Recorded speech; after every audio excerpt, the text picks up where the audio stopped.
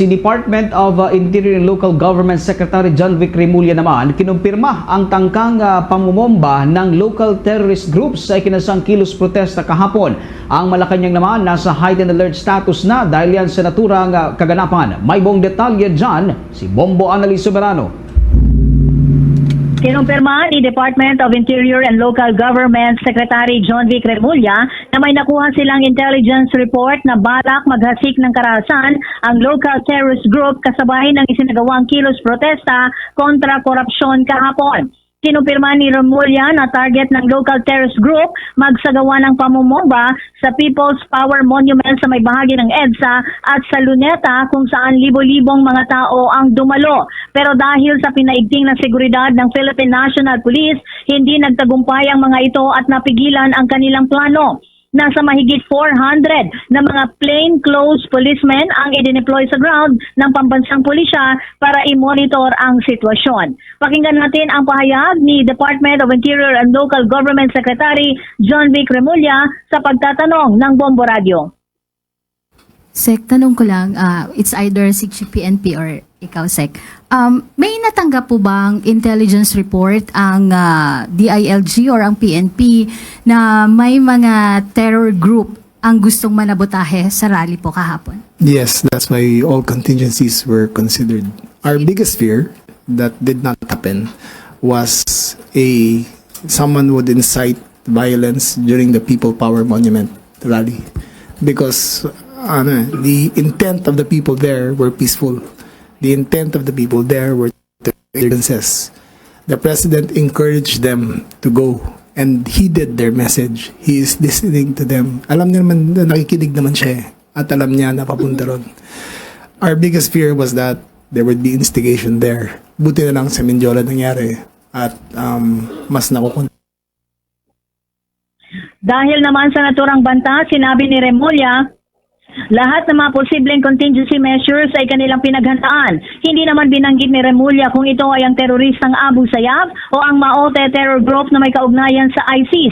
Ayon sa kalihim, nagpapatuloy ang investigasyon hinggil dito at sa mga darating na araw ay maglalabas sila ng report.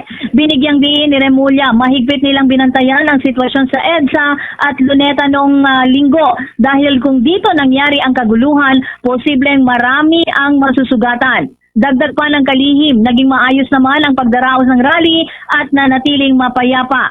Anya, bagamat may agam-agam na maaring may mag-udyok ng karahasan sa nasabing lugar, masaya silang hindi ito nangyari sa rally mismo sa EDSA at sa Mendiola, kundi sa Mendiola na agad namang nakontrol ng mga autoridad.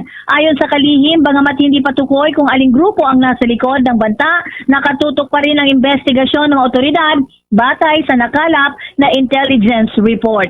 Muli si Secretary John Vic Remulla.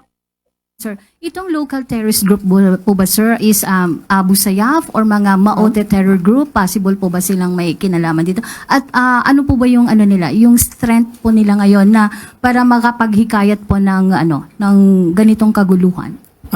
The threat of the terrorists was more of a bomb that would go off in Luneta or in the Luneta or in the People Power Monument. But the vigilance of our PNP to look at the situation, because we had 400 policemen on the ground dressed as plainclothes to see what was going on and to assess, and the vigilance paid off and none of it transpired.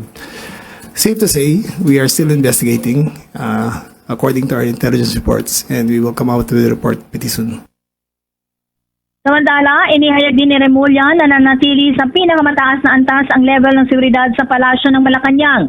Anya, bilang sentro ng kapangyarihan ng gobyerno, nananatili ang banta dito kaya hindi ibinababa ang alert level. Kinumpirma din ni Remulla na nasa isang secured na lugar sa palasyo si Pangulong Marcos kahapon at minomonitor ang kaganapan sa mga ikinasang kilos protesta.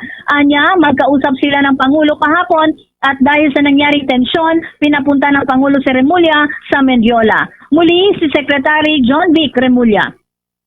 Ano po yung status ng alert level dito po sa Malacanang? Malacanang always maintains one threat level. It is never downgraded. As long as the president, being the seat of power of the country, the threat level is just one. It is always high.